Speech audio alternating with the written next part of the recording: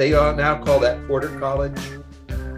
And when we were there, it was College 5, because we were the college without a name. And the reason we were without a name, it was actually supposed to be Hitchcock College.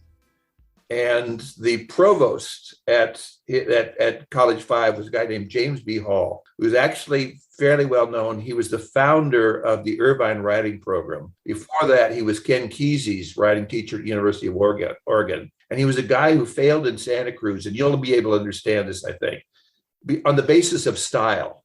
He was from Ohio. His first book was called Racers to the Sun, about motorcycle racers in Ohio. And it's maybe the most boring racing book I've ever read. I couldn't believe I couldn't finish it. But anyway, he dressed with the Midwestern boys' conception of what a yachtsman must look like.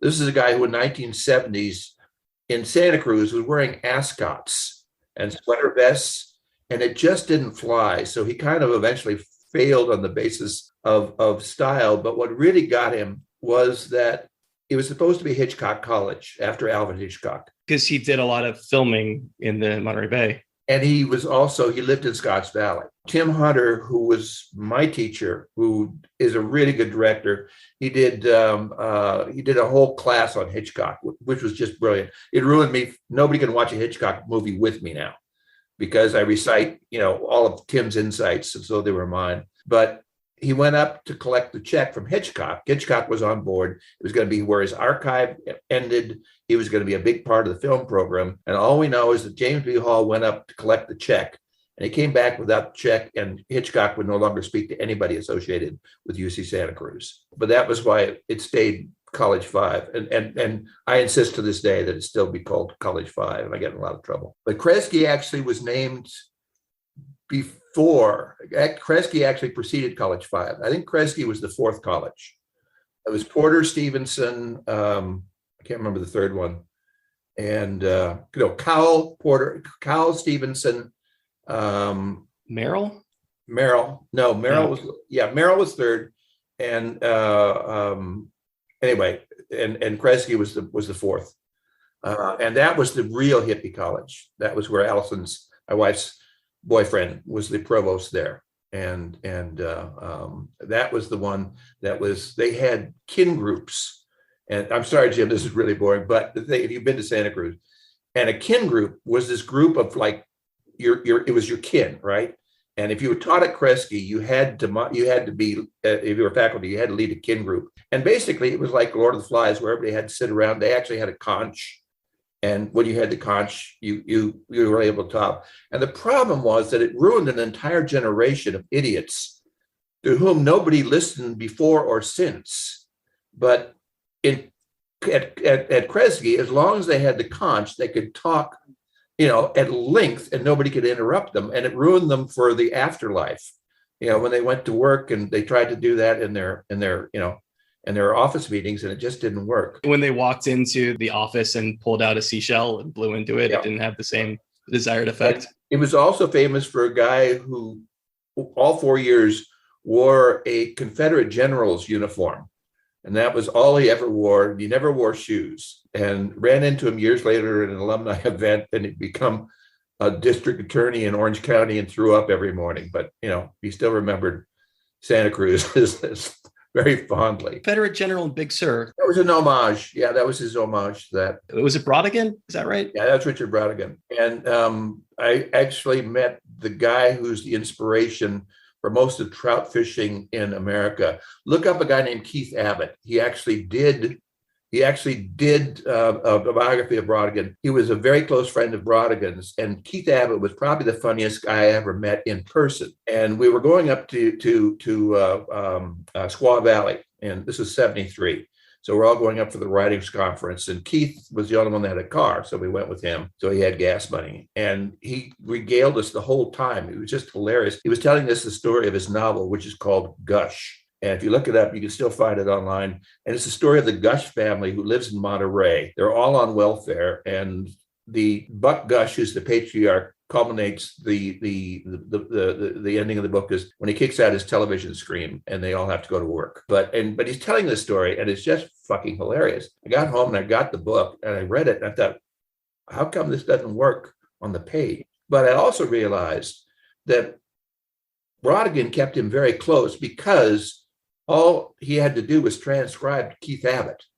If you read Trout Fishing in America Shorty is basically Keith Abbott's monologue. Bay Area and Santa Cruz in my day was just amazing for who was available. I mean, Ray Carver was one of my teachers, although Ray was so drunk at the time that this was in the 3-year period when he didn't finish a year anyplace. It was at UC Santa Cruz in 1970. He started Quarry magazine, which I ended up editing. Then 71, he was at UC Santa Barbara. 73, he was at University of Iowa and didn't finish the year at any of those places, but unfortunately sobered up and got to be a lot less entertaining. Do you have a good school story for us? Yeah, I mean, I was lucky to go to college, and I went to Loyola Marymount, which is a Jesuit school in LA, which was a real bit of luck. I mean, I was expecting to go to junior college or maybe like Cal State Long Beach or Cal State Fullerton. And I just had a couple teachers encourage me to like apply. And I did. I ended up getting some financial aid, but it worked out. I'm someone who kind of like blossomed in college, I guess. Like I kind of came into my own in the sense. I was a DJ at KXLU, which was a big kind of like punk rock station in the 80s and, kind of the indie rock flagship in LA. That's something has sent me off in a million different directions as far as bands I've discovered and loved and carried on, through the years. And like, I remember playing 7-inch by the Lilies. I didn't know who they were. They're 20 years later. I was using Lilies tracks for Lodge 49, but we actually got Kurt Heasley to record a song just for us. And so, yeah, I was very placid there in the 90s. It was, wasn't the kind of weird burnout post flower 70s world. There was actually hope then, but overall, like I think I had a good experience. When you talk about there actually being hope, are you speaking specifically of the school or just sort of late capitalist society in general? Well, yeah, I think generally when I just compare to someone who's 22 now, what they are stepping into compared to what I had just had a stronger sense of the future than I think anyone of that age right now does. It was a quiet period. I mean, it was like the campus, LMU had a section of the wall, the Berlin Wall.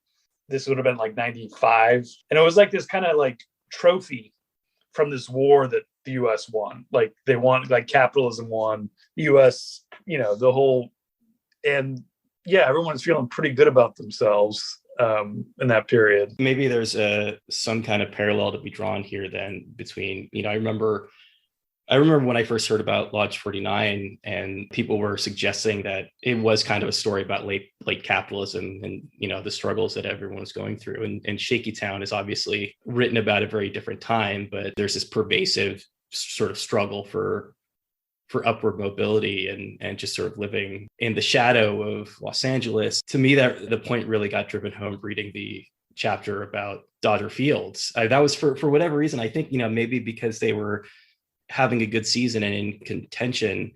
I had right before I read the book, I read a story about, how they essentially had to raise a neighborhood in order to put this baseball stadium there. The book you should read on that is by another friend, Eric Nussbaum. He came out last year. It's called Stealing Home. And the whole point with what happened to Chavez Ravine was that the Dodgers were not the instigators of that. That was supposed to be, they cleared that area, that whole ravine, which was 3 neighborhoods, La Loma, Bishop, and I'm not remembering the third one, Valverde. That was all supposed to be public housing.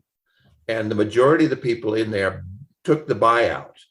Eventually, it was supposed to be not just public housing. It was a series of 3 skyscrapers that were going to be designed and built by Richard Neutra. And they would be looking down on City Hall. And in the middle of all this, the guy who was the prime moving force was found to be a communist. And this is during a Red Scare era. The land was confiscated and it sat idle for about 7 years because the project was scrapped when they discovered this guy's commie connections. And the Dodgers actually stepped in and Jane Wyman was the moving force behind that. And they just said, so it's a really complicated situation. My take on it was actually from one of my padrinas, My family goes back to about the 1870s in LA. And two of my great grandfathers were 49ers. One of them, Jacob Miller, ended up in Hollywood where he had a ranch and introduced the avocado. When you say 49ers, you mean gold miners, not football Yes. players. Yeah. Yeah. No, one came west building snow sheds for the Santa Fe Railway and then built all the stations through the San Fernando Valley on up into Ventura County. And the other was a gold miner in Mariposa, California, and then realized he could make more money running a freight line, because when you could sell Levi's for more than they cost today, you made a pretty good buck. So he retired as a gentleman farmer in about 1870. All our connections, Mexico, LA was a Mexican city in that era. And all my family spoke Spanish. All of our padrinas and padrinos, our godmothers, were old land grant families, Sepulvedas, Picos, Villasenors. And the story that we got on Chavez Ravine was from one of my brother's padrinas, I think one of the Villasenors. And she had a friend who was living there. And she was the one who insisted that this woman was the one last taken out on her front door, chained to her front door, and that she'd put a curse on the Dodgers. So is it true? Probably not. Did we want to believe it? Yeah. Not based on last night's result, but no. Although we're also at the point where when that story was published, that we had to do a little addendum that they will never win in Chavez Ravine. They won last year, but they didn't win in Chavez Ravine. So we have two options now. One is which, if they lose to the Giants or anybody else along the way, the curse is obviously still in place. And we're going to do a Kickstarter where we're going to, try and raise enough money to hire a real curandera who will take the curse off. And of course, if the worst happens and the Dodgers win the World Series in Chavez Ravine, then probably I'll have to talk about last year when I actually took it upon myself to hire a curandera to take the curse off. I was planning to do that without taking credit, but it's incumbent on me now. Curses in general have parameters, but not a timeline necessarily. Is that right? Let's hope so. Is that your understanding of curses? No, curses mutate too. I mean, all you have to look at the curse of the Bambino, the curse of the Billy Goat, and they change constantly. You're speaking very specifically about baseball curses. Yeah, but I think it's true with almost all curses. I can't figure out when mine was lifted, the curse of publication, which lasted basically sort of 30 years. I think probably Jim actually was the curandera who took care of it. Yeah. How sort of sympathetic are you to that notion that Lodge 49 specifically is very much a late capitalist story? I definitely, I get it. I think it is naturally it's a show that has some fantastical elements, but it's really grounded in life as I've known it. It's kind of written in the wake of, there was no theoretical framework in the writing. It was just, this is kind of what's happening. I was on set one day and I was just chatting with Wyatt, plays Dud, Wyatt Russell, and I told him this story that in my mind was like a funny story. Is that where I was squatting in the house I had kind of grew up in, because it had been foreclosed, but the bank hadn't taken it yet, so we still had the keys. So I'd lived kind of in this empty house that I had grown up in, and sometimes realtors would come by to show people, and I would usually be able to get out in time, but more than once I was asleep in the back room and people came in and found this gross man in his boxers just squatting in this home. And I was telling this and Wyatt's just in the first episode of the show. And I remember going oh yeah, you're right. It just, I had written that scene without thinking. I just didn't connect the two. I was kind of just my own kind of stupidity, but that general mood of that period after the crash in 2008 and 2012 definitely infused the show. And that feeling that I think Dud and Liz have of, I mentioned before, of not really having a sense of the future the way my parents, neither of whom went to college, they were able to buy a house. My dad worked in plumbing. My mom was a nurse's assistant in convalescent care, that they could buy a house that just seemed natural in the course of things. And that world that I think Liz and Dud's father, kind of a man who also didn't go to college, he was able to start a shop and have a life, that just kind of slowly got away from everybody. and there's this sense of like, where are we going? And I think that definitely infused the show. And I think at some points, I think we were kind of like maybe more aware of it in terms of like in a sense of commenting on things. But most of the time, it's just a world I kind of hopefully understand a bit, is like just living month to month. That's how the characters live. And I don't think that's portrayed very much on TV, at least. I think you probably see a little bit more in books. But I think Shaky Town is an example of it's from the viewpoint of the people who are in it. So they're, there's not these aspirational dreams per se. Everyone's just getting by. And I think that's one of the joys, I think, in Shaky Town, is seeing that captured in a really eloquent way. I think there's one story in Shaky Town narrated by an older guy who's kind of looking back at where he came from. And he maybe is a stand-in for Lou in some ways. A guy who's kind of, his talent for art has kind of gotten him out, but he's also never left. If you kind of grow up that way, you never leave it. And yeah, that story kind of telescopes that in a really lovely way. But yeah, Lodge 49 is definitely I would say, yeah, I don't know if it's crypto socialist or anti-capitalist. It's just like, this is what it's like. So we're just getting by. I always think of it's about the noose tightening. The difference in my generation, and to some extent Jim's generation, and it's ending now, was we had slack. I was able to work part-time jobs. I went to Glendale College. I had to go back and make 15 units of F. And I worked 3 part-time jobs. And I made enough money to support a wife and a kid. I got married at 19. I had a kid when I was 21. And you could do that and go to college. And my wife didn't work. There's no way that you could possibly do that today. And I'm just thinking, when we moved to Santa Cruz, I lived there from 1970 to 1981. And by the time we moved out, you could see where things were headed. I mean, when you graduated, it used to be that you would graduate from UC Santa Cruz and then just hang out, just stay there because you could afford to do it. You can't do that now. You can't afford to live any place but a dorm room. They can't attract any faculty because they can't afford to have them housed except in places like Watsonville. And, as I say, when I talk about the noose tightening, it's just, I look at the kids now, and it's just like, there's no way that they will be able to do what I was able to do. I was working at one point as a gas station mechanic. I also had an office at the university. And it's like, how do you do that? You can't do that now.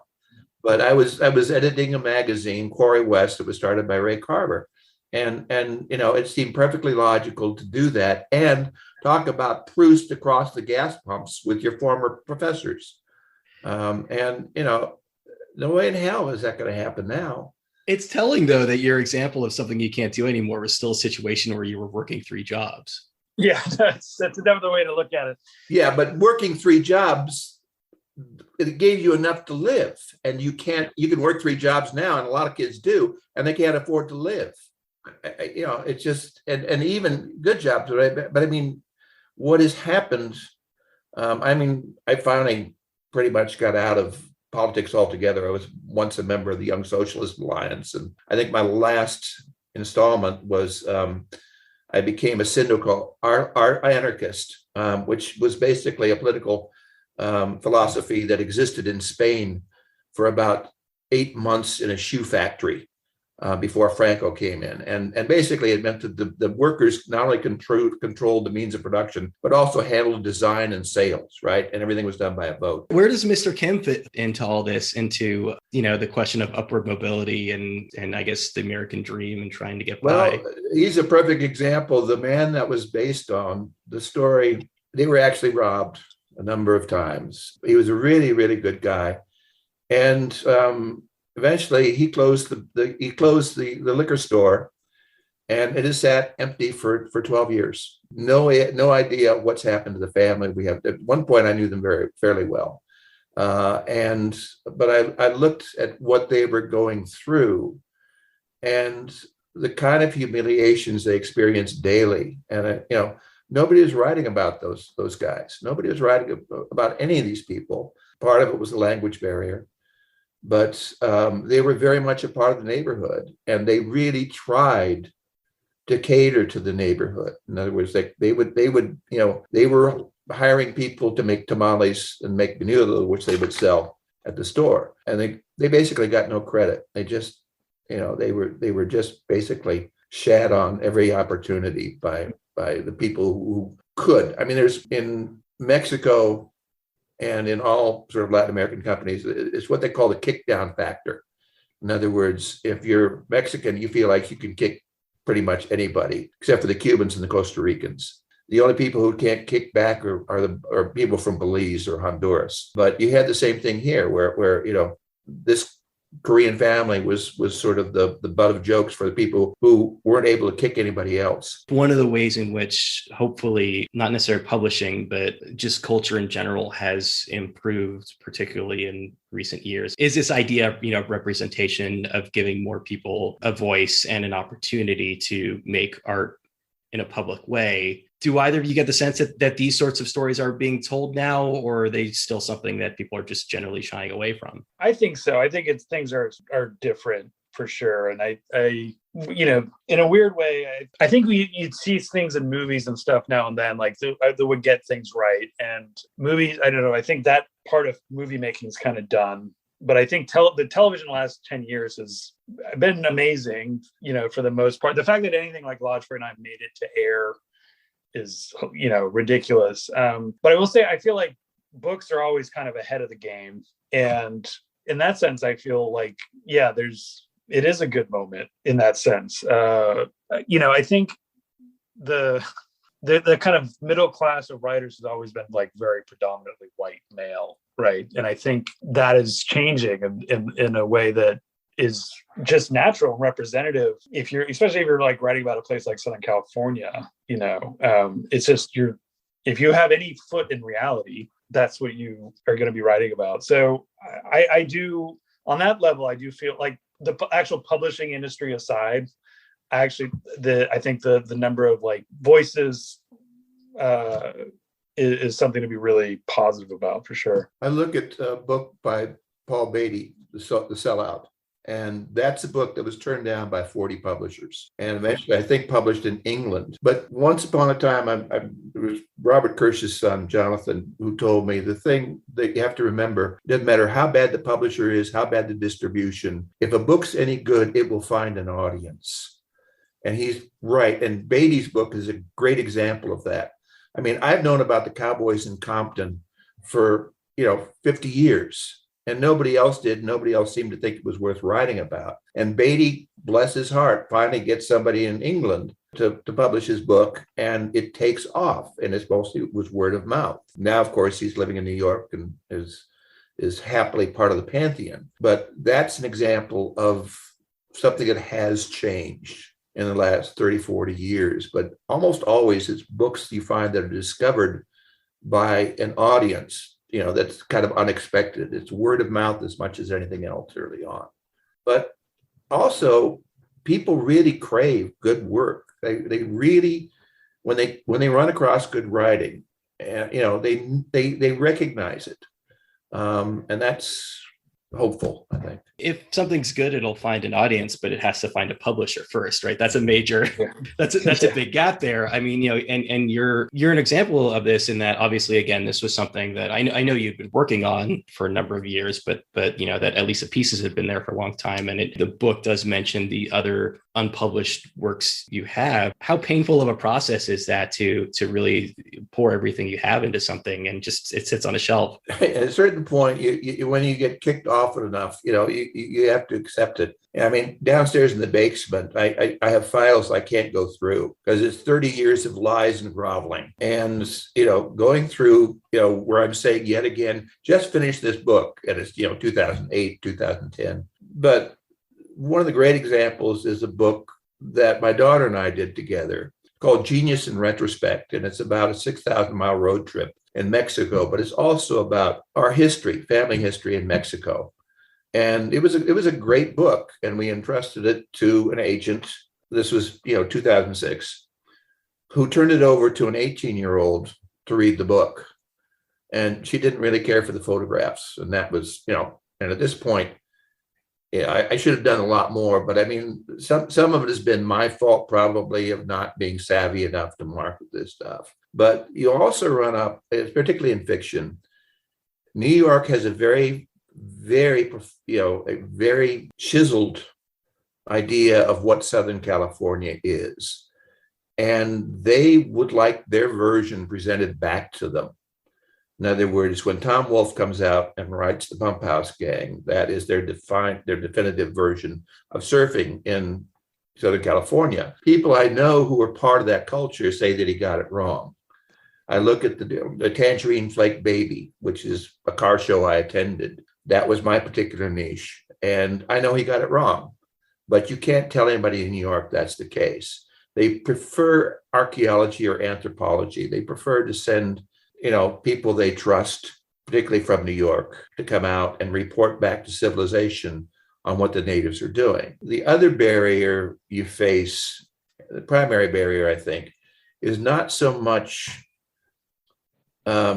regionalism as if you're writing about the working class, they basically are not interested. That's something that's changed radically. There was a point, and granted, it was kind of this lefty era, but I mean, as late as 1948, you would have bestsellers like Count 10 by Hans Otto Storm, who was a socialist novelist, on the bestseller list.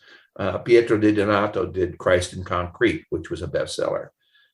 You're not seeing those books anymore. And it was a change I saw happen in my lifetime. There was a point at which most journalists were working class kids who were rising beyond their station. In other words, if you go back to the great era of the New York Post, even the New York Times, Mike Royko in Chicago, you look at the columnists, great columnists across the country, they were basically kind of scrappers. They were people who would reporting back. After Kennedy's assassination, somehow it became a profession that was acceptable for the middle classes and the upper classes. And since then, it's been dominated by that. And you can see it. You can see it in the attitudes of the newspapers. And trying to deal with editors there is just, there are blind spots that you can't overcome. I'm a journalist by trade, and I think about that a lot from the standpoint in that how many movies of hero journalists have we seen over the decades? It's very disproportionate in the number of movies where like the journalists are the big heroes of the day. Or if you take a look at Best American Short Stories, or you look at basically the basic book list, take a look at the number of books and stories that are set in academia in some fashion, or books about writers, or books about teaching as the center, and that's a profound difference. The adage is write what you know, and both of you are writing what you know, but maybe it's the problem of the sort of, I guess, the university industry, and that it is so insular that these people by default are just writing about being writers. And you can't blame them, because there was a moment when it was possible in the 40s, 50s, and even into the 60s, where you could make a living as a freelance writer. If you could sell one story to the Saturday Evening Post, you could basically make your nut for the year. That's not possible. But I knew a lot of older writers who were not terribly successful, but were able to make a living. I was actually able to make a living as late as I started in the mid '80s. By 1985, I was able to freelance. I worked mostly for airline magazines, and you could actually make a living doing that. And then that started to go away, just as print journalism started to collapse. But there was a point. I used to work a lot for underground newspapers and independents. I worked a lot for LA Reader, LA Weekly. And at one point, I did a lot of work for LA Weekly in the mid '80s, and someplace around 2005, Weekly offered me a cover story, and I realized that they were prepared to pay me less in 2005 than they paid me in 1985. And I thought, it's over. You can't do it. You can't blame people for making a living. The fact is that you could make a living teaching, and you can't make a living writing anymore. But I was looking at some old newspapers from the mid 60s in advertising, and there was a 24-inch television, in a box that was like $400 in 1965. So I don't know, maybe that's the trade-off. Cheaper, better TVs, sure, but zero cheaper TVs. Jeans have sort of gone up and down between the gold rush. And Jim, having heard you discuss this and read some interviews that the two of you did together, I get the sense that you're there was power for you in the realization that it was impossible to make a living as a writer. Yeah. The key to writing is giving up. I think maybe at one point in my 20s, I thought that, but then I just let go of it. And so when I started taking writing more seriously in my early 30s, it was about what I was writing. It was like, how do I get this story right? How do I tell this? Why am I obsessed with this like image? What does it mean? And like the writing the story is the kind of unpacking it. And there wasn't very much beyond that. And I think that did kind of save me as a writer. I this idea that there's this place to go, if I had working in TV was never, and I never thought this would happen. And if I had tried to get there, I wouldn't have, you know what I mean? Like, what happened? I mean, I've heard you describe a series of lucky breaks. What were those breaks? The lucky breaks, as far as being a writer, were I on like Lou's encouragement. And I had heard about it from a couple other people. I applied for this fellowship at Stanford, the Stegner Fellowship, and I got in. And that was good because it just gave me time to write and all that. And then, like everyone else, I had a collection of stories that nobody wanted. And then a dear friend, Suzanne Rebecca, is a writer. She took a story, or she offered to take a story that I had written and show it to an editor she had been talking to at the New Yorker. And they ended up taking that story unsolicited. I didn't have an agent or anything. And that's like an insane break. So off of that, I was able to, then people wanted the collection. My blood pressure is rising just hearing that story. I know, but like, that's what I mean. So that's like, none of that would have happened if I had tried. You know what I mean? Like, it was, I focused on trying to get a voice. Like, the goal was always to be like, if you read this, you know that I wrote it. That's it. It's just like, this is unmistakably, whether it's good or bad, I wrote it. Your voice. That's, I should have just said that. And then it was kind of the same thing with TV. At the time I had a book come out, a short story collection come out, it sold 200 copies and, but I was hoping maybe I could get a teaching job. So that's what I was aiming for. And then I just, realized that there's a million people going for two jobs. And so I kind of wrote Lodge 49 as just like a writing sample to like give to my literary agent, to maybe give to like a TV type person. And so it got to someone at UTA, et cetera. And then it just kind of kept going up the chain. And this happened when I was 40. You know what I mean? So like if this had happened when I was 22, I'd be dead by now. You'd be dead or an asshole. Yeah, exactly. It's not too late for me to be an asshole. That's true. It's also not too late for you to be dead, to be fair. Yeah, exactly. So, but I guess I was just like, it's all gravy to me. I had no expectation for this. I take it seriously, the privilege of being able to do it. And I also know these trains don't always come back around. So every aspect of like doing Lodge 49, I appreciated. But it goes back to what you're saying. Like, I can draw a line to just being committed to just trying to not focus on a career, but focus on what, like, the book is the thing. The book is what matters, not the career. And I think a lot of young writers understandably kind of, I think, reverse those. And at some point you'll figure it out. But also means you're going to have long periods. The one thing I wish someone had told me as a young writer was that there's periods of hibernation as a writer, and they can last weeks, months, years, even decades. And that's just part of the deal. And if you're still going to do it, then you're a writer, if you know that. But yeah, I've gone years without writing a word. People kind of sit down every day and write. I mean, God bless them. But I'm always reading, and I'm always trying to, get at that thing that you like, that is voice, whatever that means, and all this thing. Michael Chabon, I saw him read once, and he just said the most true thing ever, because I mean, he's pretty spot on pretty much everything. But I think someone very earnestly raised their hand, like in the Q&A, is like, how do you become a writer? And he gave a very earnest answer, and he said, you can control, it takes three things to be a writer: hard work, luck, and talent. And you only control one. So just, and he's right. Like, luck is is it's a big part of it. And you made it. And luck is also patience in some way. In some sense, talent is sticking around. And so yeah, I'll stop. The quality of lasting. Yeah. In baseball, they call them compilers. You stick around to get really good stats by the end of your career. I mean, Lou, is there sort of a power in writing something and not necessarily knowing that it's going to be published? I mean, at least in a sense, is that freeing? Well, the way I explain it to people is that, you know, if you're a writer, you don't really have a choice. You know, I mean, you're stuck with it. And when I was taking classes at UC Santa Cruz, the people that terrified me the most were the people in the workshop who show up the first, you know, day and talk about how they had to write every day. If they didn't write every day, they were physically ill.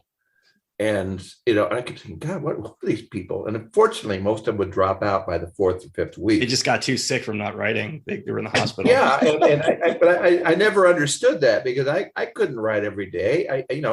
But what kept me writing was the fact that I was a much better person when I did.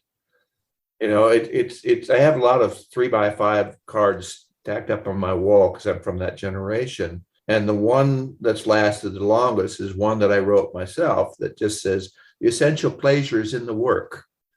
And it's that remembered pleasure that you get when you got a sentence right, or you got a paragraph right, page, and sometimes you even get a whole story right. And the fact is, I go back and I look at the stories and the sentences that thrilled me when I was 20, and in some cases they make me wince, but that does not diminish the pleasure I felt at the time and the pleasure that I keep trying to retrieve. And yeah, it's that. It's sort of like getting up and you know, getting something right that keeps you going, and that's unrelated to all the business aspects. Just to add, I will say that process is not linear at all. It's not a step. You're not moving up a pyramid to becoming. I feel like every time you write a story or anything, you're kind of reinventing the wheel, and but I think you are developing. Obviously, there's things in motion that you may eventually get to things faster, but like it's always scary. It's always kind of painful, but then, like Lou's saying, when it gets fun, then you're like, oh, this is a good reason to do it. To me, it's always been connecting seemingly dissonant threads together. It's finding the common link between different ideas. That is always the most thrilling part of writing for me. You can have seen a person at a train station 6 years ago, and somehow that is the key to understanding, like the way their expression on their face will somehow inform something that you're writing that has nothing to do with that, but that those images kind of coalesce and it's there waiting for you. I think that's the kind of sensation that is, there's not a lot of reward in writing, but I think that reward is worth it, honestly, because I know what it's like to finish, to step away, and yeah, that burrito tastes much better when you've written a paragraph. I don't know. It's like, I don't know. I remember a buddy of, he's one of the guys who kind of surfs every day. He actually lives in Santa Cruz now. And he's a family man now. I can't surf as much, but like, he always said that. He's like, the beer always tastes better if I've been in the water. Is he dud, basically? He does have some dud-like qualities.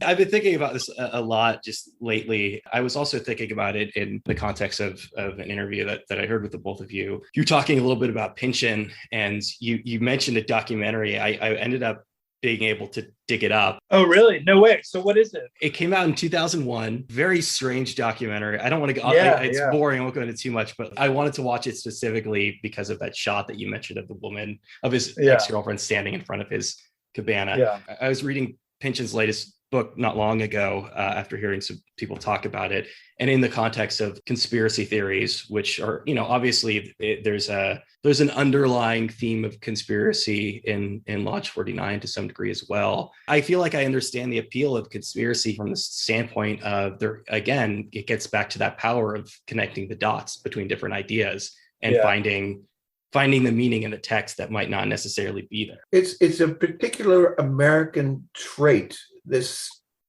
wanting to have knowledge, secret knowledge that nobody else does. And in my grandfather's generation, he was a Mason. He was a 32nd order Mason. But you had Elks, you had Moose, you had Oddfellows, you had Rosicrucians, who were probably the fringiest of all, that promise you this secret knowledge. And why this knowledge would be imparted to, a dentist in Fillmore, California, I don't know, but it was important to believe that.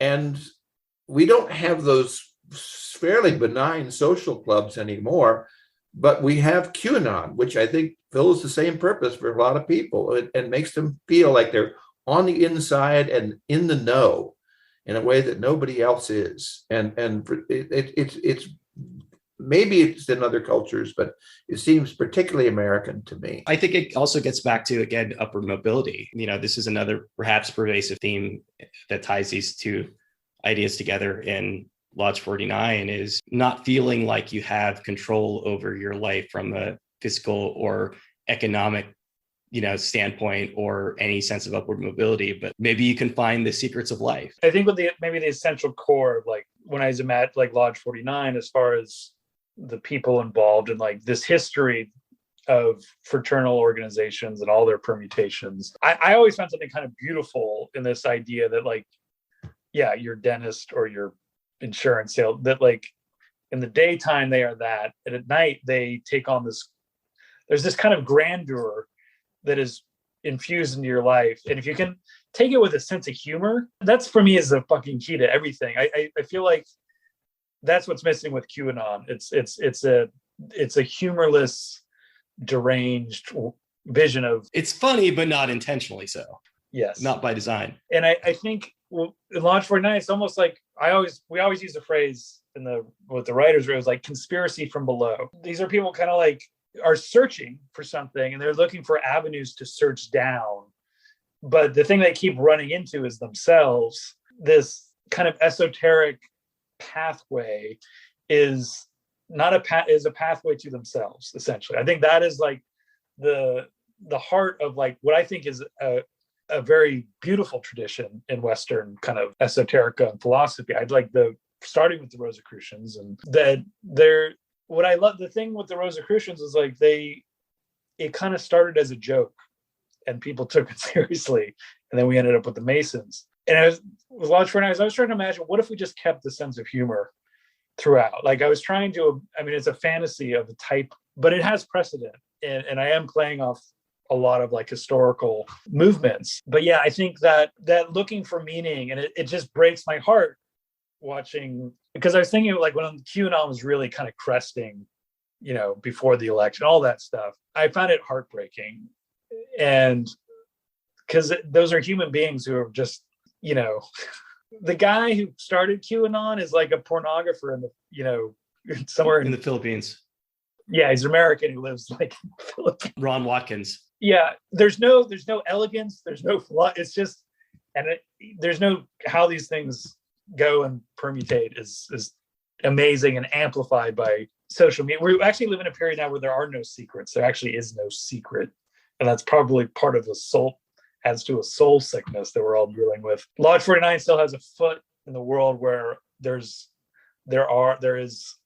a hidden sense of things, a mystery. Well, one of the things that the two of you share, not only did you both have a Catholic education, but you were actually taught by the same priest, which is astonishing to me. In a sense, isn't modern conspiracy kind of filling a similar hole that religion used to fill for people? I 100%. What I found, what QAnon feels like, it's so end of the world oriented, whereas like the kind of Western esoteric tradition that I love is oriented towards the future and a beginning.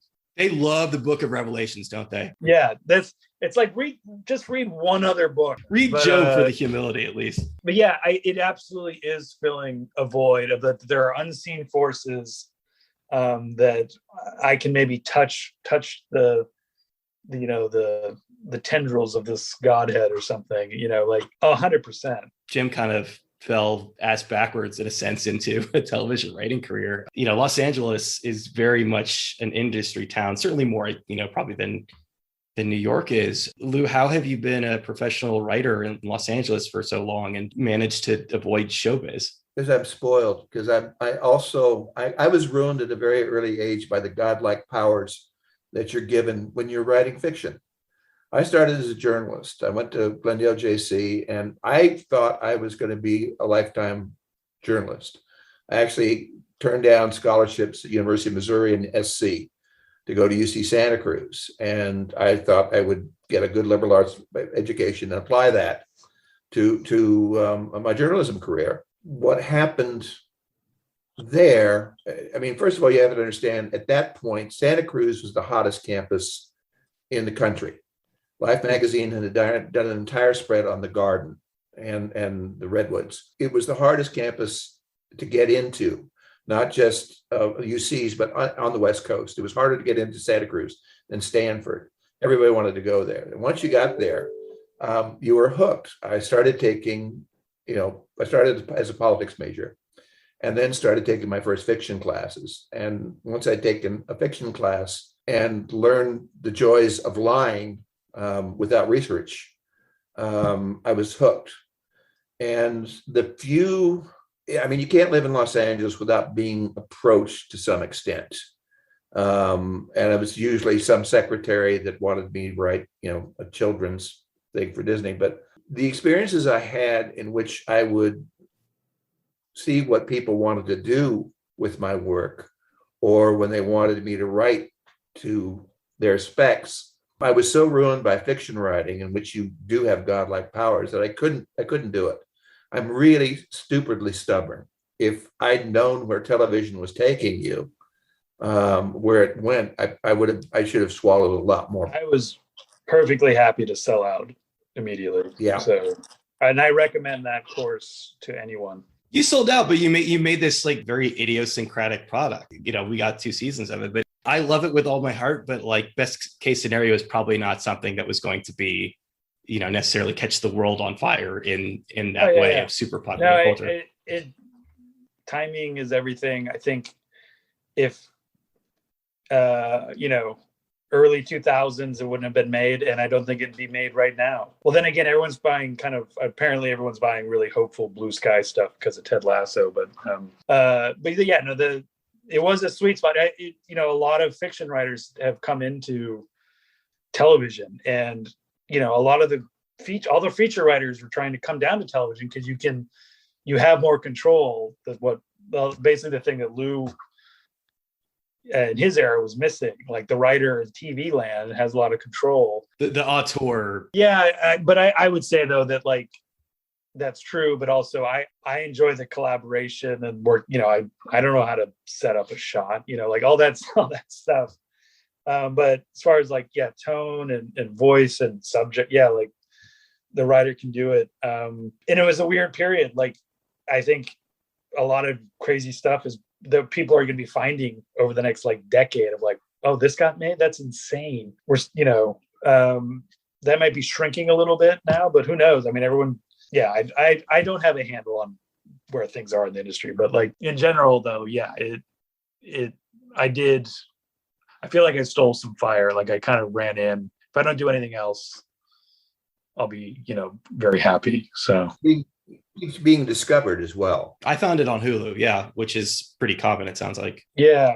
No, it's great. I think the people who find it generally, like, I mean, if it's not your thing, it's not your thing. But the people who like it a lot and like talk about it with friends and stuff. So I've mentioned this before, but like, I think all the stuff I love is kind of had a small audience at the beginning in many ways. I mean, not that I love a lot of big popular things as well, but it just makes sense that Lodge 49 is kind of like has a certain, shall we say, like a cachet in its obscurity. Listen, this is something I grapple with in my own life a lot, and maybe Lou can relate to this too. It's something I think about. Is I've got all these like zines over here and all these like weird records and stuff, and I've always liked the stuff that is kind of obscure and on the fringes, and then I'm left wondering like why more people don't enjoy the thing that I do. Like, of course, like that's the stuff that I like, and that's the stuff that I'm putting out in the world, and invariably Yeah. you're kind of going to be an acquired taste. But I bet that taste and all those things you've sought out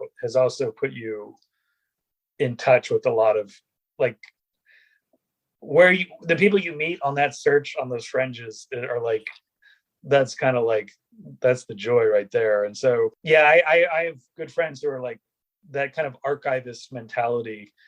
It's, I have friends, but the music supervisor in Lodge, guy Tom Patterson, I mean, like his record collection is just insane. I've been stealing from it for 20 years.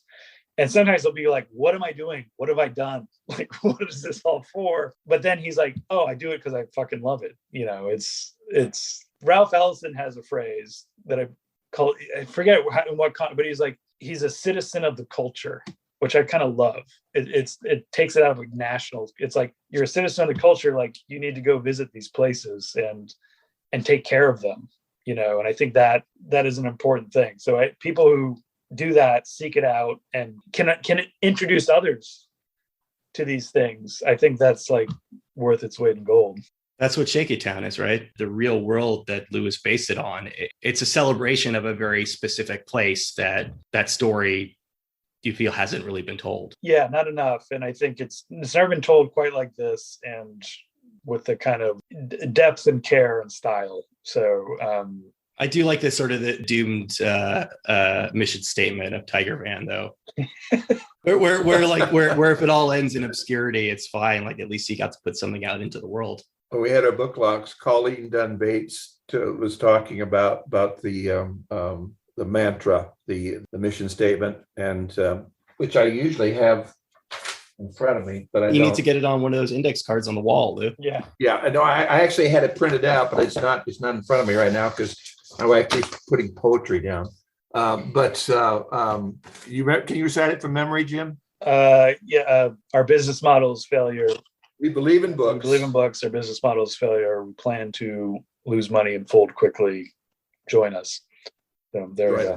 And how's that going? And Colleen Dunn Bates, who is the publisher, said that's the truest statement ever written about publishing.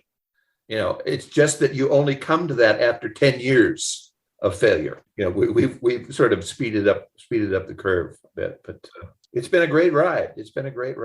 And there's one other insider bit of information. If you take a look at the cover, which is just amazing, but when you see it photographed, it's different than it is when you see it in person. And the guy who did the cover, Steve Powers, is just amazing. And as he says, the printer was not able to get it as dark as they were hoping. And his idea is that this is something you would see late at night through a car windshield.